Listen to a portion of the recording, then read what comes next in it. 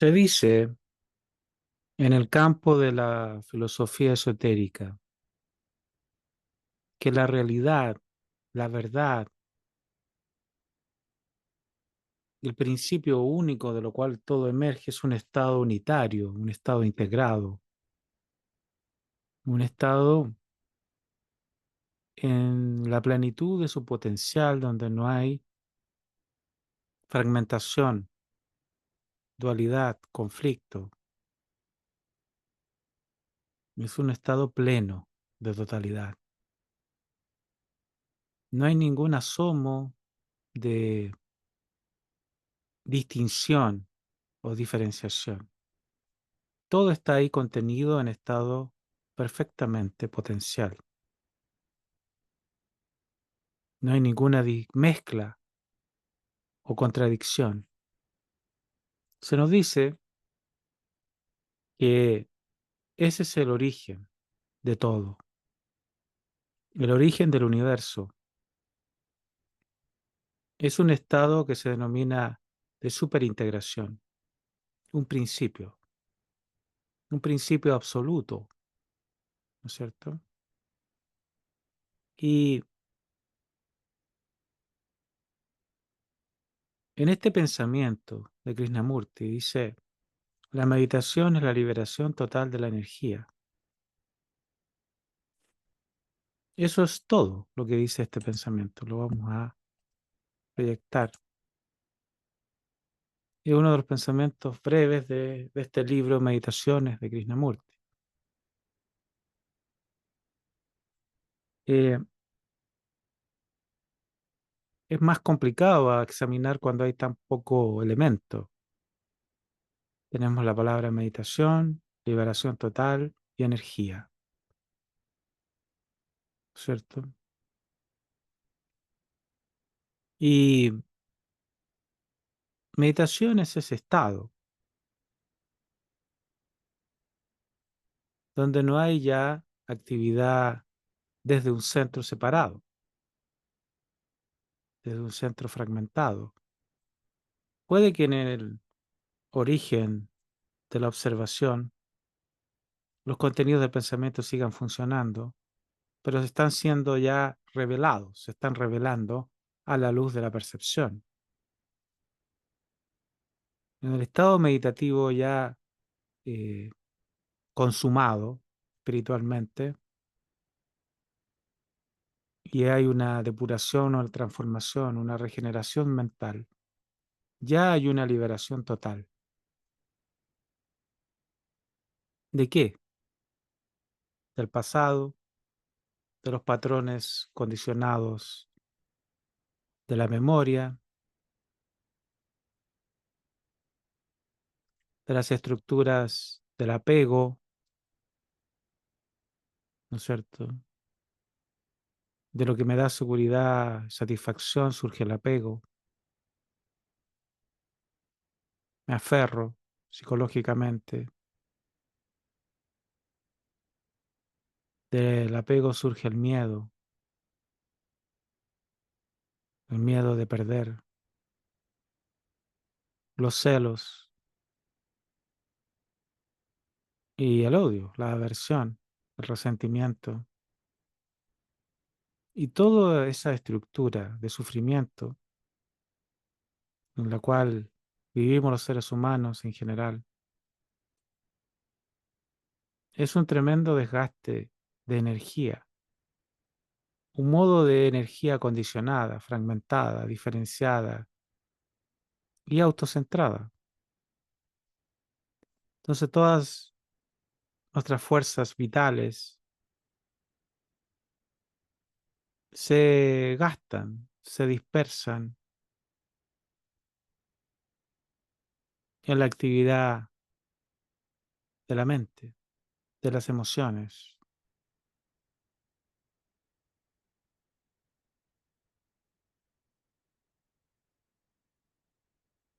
Se degrada la energía, se dispersa la energía, se gasta, se pierde la energía en todas esas actividades mentales autocentradas.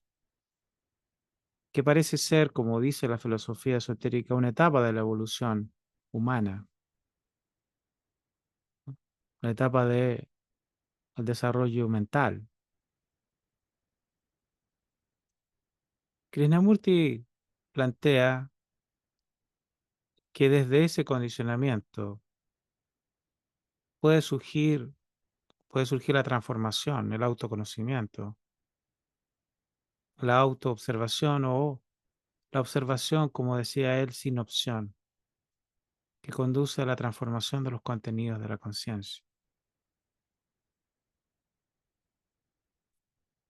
Vamos a suponer que esa transformación se realiza por la percepción, ¿no es cierto? La percepción de lo que es. Vamos a suponer que la mente se depura de toda la actividad del tiempo, del pasado, de todas las estructuras de nuestros condicionamientos repetitivos. Todo eso se limpiara, se depurara, se asimilara, se comprendiera. Entonces la energía originaria, la totalidad de la energía que es nuestro verdadero ser, se libera. Se libera la totalidad de la energía. Ya no quedaría atrapada, ¿no es cierto?, desgastada, degradada en los condicionamientos de la mente, de las emociones. Todo nuestro potencial ilimitado podría expresarse. Como se dice en la filosofía esotérica, nuestra verdadera naturaleza esencial, no los condicionamientos de la mente, no simplemente imágenes mentales, sino aquel estado de energía potencial donde no hay ninguna distorsión y conflicto, ni sentido de egocentrismo.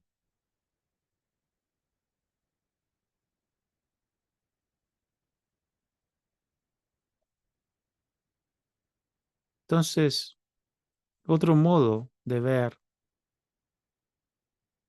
de examinar la meditación es este, que todas esas distorsiones, condicionamientos repetitivos, estructura de reacciones que es la mente y las emociones, se liberara, se regenerara, para que toda la fuente de energía que es nuestro ser pudiera expresarse en su totalidad, primaria, originaria, ¿no es cierto?, en todo su potencial, no solo en la actividad del pensamiento, no solo en la actividad de las emociones, no solo en las actividades físicas, materiales, sino en su naturaleza esencial, en todo su potencial interno, que nosotros llamamos espiritual. Entonces la meditación sería ese despertar, ese florecer, que al principio quizás sea gota a gota, como dice el pensamiento anterior, sea el florecer de una pequeña eh, planta, de una pequeña flor, como gota a gota surge un río en las montañas, pero va poco a poco floreciendo, despertándose esa percepción, ese autoconocimiento que es de carácter interno, no del pasado, no del condicionamiento, sino interno, espiritual. Y en su momento máximo de autotransformación, se libera totalmente de todos esos condicionamientos que limitan la energía, la totalidad de nuestra fuente, de nuestra esencia, de nuestra naturaleza. esencial.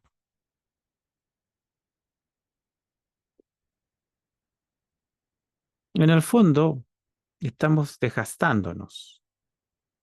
En la filosofía del Raya Yoga, los 5 primeros pasos de la yoga son yama y niyama, o sea, en realidad son 10, 5 en yama y 5 en niyama. Y los 5 primeros yamas o abstenciones son dejar de hacer algo justamente para no dilapidar. Quizás esa podría ser una forma de entenderlo, una forma de interpretación. Dejar de hacer algo para no dilapidar, no corromper las, la energía vital de nuestro ser.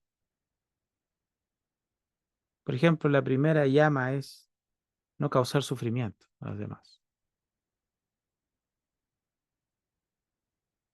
Si nosotros causamos sufrimiento a los demás, esa energía la estamos corrompiendo, dilapidando, destruyendo.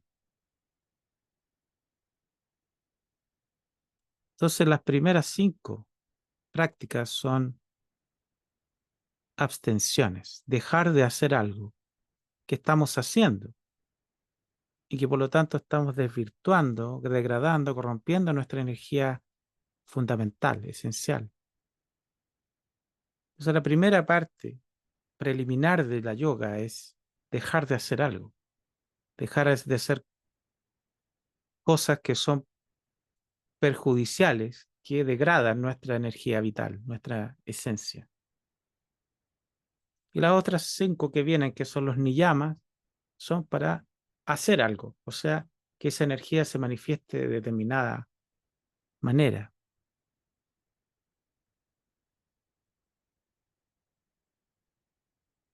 Krishnamurti también decía que había que ser austero, por ahí lo dice, austero en el sentido de, claro, de no dilapidar, porque necesitamos conservar esa energía, no degradarla, no destruirla con todo ese caos psicológico, ¿no es cierto?, que en general tenemos los seres humanos. Porque la vida es un desafío que al cual hay que responder, y para responder al desafío se requiere energía. Y un ejemplo puede ser justamente la meditación. La meditación es un desafío, no es una cuestión intelectual, un desafío intelectual que tenga que describir conceptualmente qué es la meditación. La meditación es el modo en que vivo, el modo en que mis fuerzas se están manifestando a través de mis estructuras de condicionamiento, cómo me estoy relacionando, cómo estoy viviendo. Y si en ese vivir hay la apertura de percepción interna o no lo hay. Que si hay una percepción interior que se está desarrollando, está la vía meditativa, está el autoconocimiento desarrollándose. Y todo va en el modo en que esas fuentes de energía interna nosotros la estamos vertiendo, utilizando, destruyendo o afrontando los desafíos con esa energía. Por ejemplo, justamente la regeneración, el autoconocimiento, la autotransformación es un desafío, ¿no es cierto? Pero la meditación requiere la totalidad el desafío de la meditación requiere la totalidad de la energía, porque no es un asunto meramente intelectual. Yo puedo intelectualizar Pero la meditación en realidad es mi vida, mi vivir. No es un asunto intelectual, que yo pueda conceptualizar y decir, ah, bueno, esto es la meditación. No, la meditación es la vida.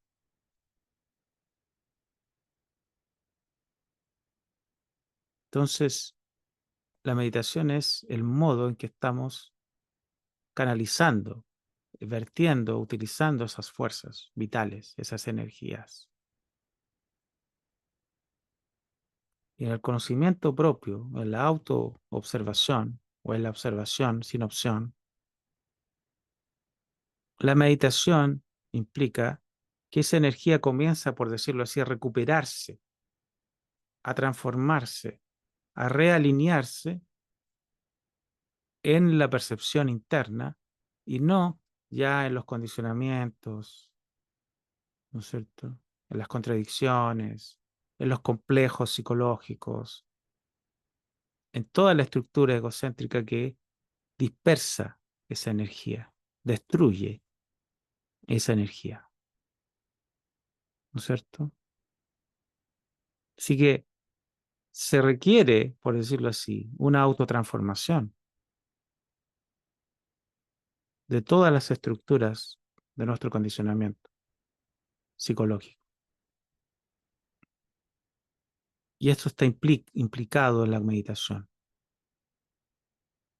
Cuando si esa transformación es realizada en su totalidad, todo nuestro ser, toda nuestra potencialidad se expresa sin impedimento, ¿cierto? Sería un ser, como diríamos en filosofía esotérica, un ser autorrealizado, espiritualmente consumado.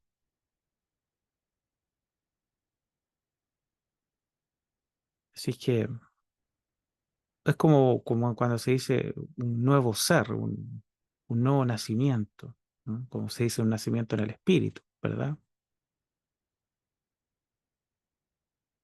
¿Por qué? Porque en ese momento toda nuestra energía vital esencial es, como dice ahí, liberada y se expresa en su plenitud y su belleza, su inteligencia, su sabiduría, su compasión, que ya es sin límites. ¿No? Pensamiento muy interesante, complejo de examinar. Hay que hacerlo con mucho cuidado y tentativamente porque es tan corto este pensamiento que deja poco para estudiarlo, pero se puede seguir trabajando con él a la luz también de la enseñanza, por un lado esotérica y a la luz también de toda la enseñanza de Krishnamurti, que siempre habla también de la energía y cómo ésta es destruida, desperdiciada y degradada en nuestros condicionamientos. ¿Mm? Les mando un abrazo, espero que estén muy bien y si se dan las condiciones nos encontramos en un próximo podcast con este libro Meditaciones de Guido Krishnamurti. Muchas gracias por escuchar este podcast.